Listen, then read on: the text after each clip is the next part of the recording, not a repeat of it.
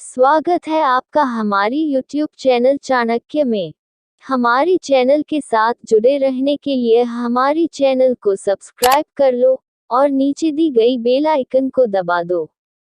तो आइए अब और समय न व्यर्थ करते हुए जान लेते हैं कि वो कौन सा मंत्र है जिससे जो मांगोगे वो मिलेगा। तो चलिए दोस्तों, हम वीडियो शुरू करते हैं। जिस तरह से हर रोज मार्केट में कोई नई चीज का आगमन होता है, ठीक उसी तरह कहते हैं रोज हवा में नई बीमारी जन्म लेती है। ऐसे में मानव क्या करे और कैसे इन बीमारियों से बचे, इस बारे में हर कोई सोचता है।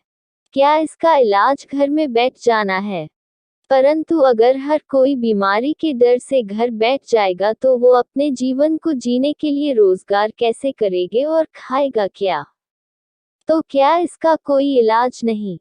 तो आपको बता दे, बीमारी से बचने के लिए जितना जरूरी है अपने आप को इनसे दूर रखना, उतना ही जरूरी है चिकित्सक की मदद लेना। पर क्या आप जानते हैं इसके अलावा भी एक ऐसा काम किया जा सकता है जिससे किसी भी महामारी से बचा जा सकता है, व राहत पा सकते हैं। बता दे, इस बारे में हिंदू धर्म के वेद पुराणों में वर्णन किया गया है। जी हाँ, शायद आप में से बहुत से लोग इस बात पर यकीन नहीं करेंगे, परंतु ये सत्य है। हमारे शास्त्रों में महामारी से बचने के लिए न केवल उपाय बल्कि कई मददगार मंत्र भी दिए गए हैं। तो चलिए बिना देर किए हुए हैं जानते हैं इन उपायों व मंत्रों के बारे में। श्री मार्कंडेय पुराण में श्री दुर्गा सप्तशती में किसी भी बीमारी या महामारी का उपाय देवी की स्तुति या मंत्र द्वारा बताया गया है। सबसे पहले रोगनाशक मंत्र बताते हैं। रोगान शिशान पहसी तुष्टा रुष्टा तु कामान सिक्लान भीष्टान त्वामाश्रिताना न विपन्नराना त्वामाश्रिता ह्याश्रयता प्रयांति। अब अगला मंत्र है महामारी के नाश के लिए। ओम जयंती मंगला काली भद्रकाली कपालिनी दुर्गा क्षमा शिवा धात्री स्वाहा स्वधा नमोस्तुते। इसके अलावा भगवान शिव के बेहद कल्याणकारी और मृत्यु को टालने तक में सक्षम इस महामृत्युंजय मंत्र को जपें। ओम त्र्यंबकम यजामहे सुगंधि पुष्टिवर्धनम उर्वारुकमिव बंधनान् मृत्युमुक्षीयमामृतात्। ये तो पुराणों में बताए गए वो मंत्र हुए जिन्हें जपने से हर रोग आपसे दूर भागेगा। नियमित तौर पर इन मंत्रों का जाप करना बहुत ही लाभदायी होता है, और अगर आपको फिर भी कोरोना वायरस का डर सता रहा हो तो अपने घर के सामने ये उपाय जरूर करें। इस टोटके को करने से बड़ा शत्रु का डर हमेशा के लिए खत्म हो जाता है। इस उपाय को करने से उपायकर्ता और उसके आसपास एक रक्षा कवच बन जाता है, जो उसके सभी भय को खत्म कर देता है। सबसे पहले उपाय की सामग्री जान लीजिए। सरसों का तेल, 9 मिट्टी के दीपक, देशी कपूर, 9 लौंग, राई दाने, 1 चुटकी अजवाइन और लाल धागा यानी कलावा। आइए अब आपको जानते हैं उपाय करना कैसे है। सभी 9 दीपकों में सरसों का तेल भरकर लाल धागे की बत्ती भी लगा दें। इसके बाद सभी दीपकों में थोड़ा थोड़ा देशी कपूर डालें। सभी दीपकों में 1-1 लौंग भी डाल दें।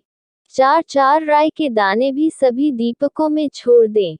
अब इस मंत्र ओम हु हनुमते नमः का उच्चारण करते हुए एक एक करके सभी 9 दीपकों को जलाएं। इन दीपकों में से सबसे पहले 2 दीपक अपने घर के मुख्य दरवाजे पर रख दें। 1 दीपक तुलसी में, 1 रसोई घर में, 1 घर के बीचों बीच एवं बचे हुए 4 दीपकों को अपने घर की छत के चारों कोनों पर रख दें। ऐसा करने से प्राण घातक कोरोना नामक महामारी से एवं शत्रुओं से रक्षा होगी। उपरोक्त विधि से उपाय करने के बाद 1 लोटे में थोड़ा सा गंगा जल डालकर उसमें शुद्ध जल मिलाकर महामृत्युंजय मंत्र का उच्चारण करते हुए सबसे पहले घर के आंगन में एवं फिर पूरे घर में उक्त जल का छिड़काव करें। ऐसा करने से बीमारी फैलाने वाले सूक्ष्म से सूक्ष्म कीटाणु भी घर में प्रवेश नहीं कर पाएंगे। दूसरा सूत्र सम्यक संकल्प। इसका अर्थ है कि जो करने योग्य है वह करना और उस पर पूरा जीवन लगा देना। करना किसी अहंकार के कारण न हो, वही सम्यक संकल्प। ऐसा संकल्प जो बोध से हो, जीवन की प्रौढ़ता से हो, क्षणिक उत्साह, लोग क्या कहेंगे इस भावना से न हो, जिसमें बाहरी उत्साह नहीं हो, आंतरिक उत्साह हो। तीसरा है सम्यक वाणी, जैसा है वैसा ही करना, अपनी मिलाकर, बदल कर नहीं। ऐसा नहीं कि भीतर कुछ है और बाहर कुछ। वाणी में हृदय की सही अवस्था प्रकट हो। जो बोलना है वही बोले, असार न बोले, जितनी आवश्यकता हो, जिसके बिना का चले। अधिक बोलने से बड़ी दिक्कतें होती है, जीवन व्यर्थ के जाल में फंस जाता है। चौथा है सम्यक कर्मात, अर्थात वही करना जो हृदय करने को कहे। ऐसा नहीं कि कोई के वैसा कर दे, करे वही जो स्वयं को करने योग्य लगे। व्यर्थ काम नहीं, वही काम जिससे जीवन का सार मिले। व्यस्त रहना, कुछ न कुछ करते रहना जरूरी नहीं है, करना वही जो जरूरी हो, उसी को बुद्ध सम्यक कर्म कहते हैं। पांचवा सम्यक आजीव। आजीव का अर्थ आजीविका से है। रोटी तो कमानी ही है, पर आजीविका सम्यक हो, विध्वंसात्मक न होकर सृजनात्मक हो और जीवन को परमात्मा की तरफ ले जाने वाली हो। बुद्ध कहते हैं कि अपने जीने के लिए किसी का जीवन नष्ट करना अनुचित है।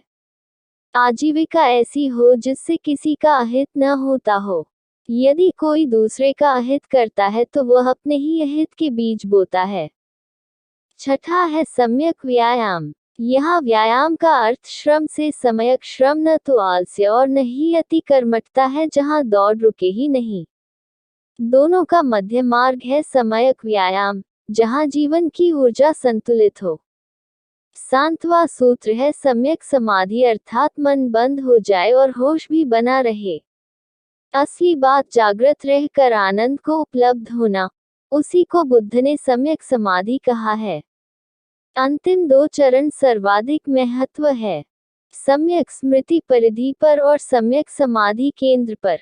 परिधि पर होश हो और फिर केंद्र में भी होश की ज्योति जले तो ही सम्यक समाधि।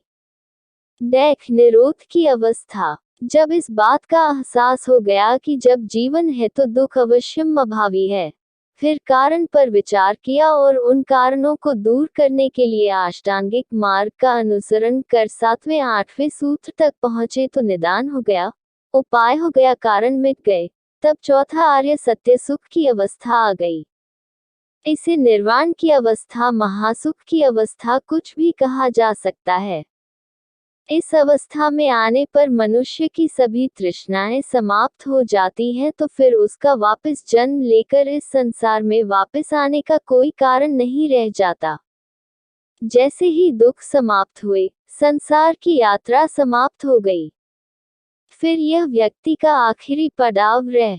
एक बार दुख निरोध की अवस्था या महासुख को उपलब्ध करने पर शरीर छोड़ने के उपरांत वह वापस नहीं लौटता।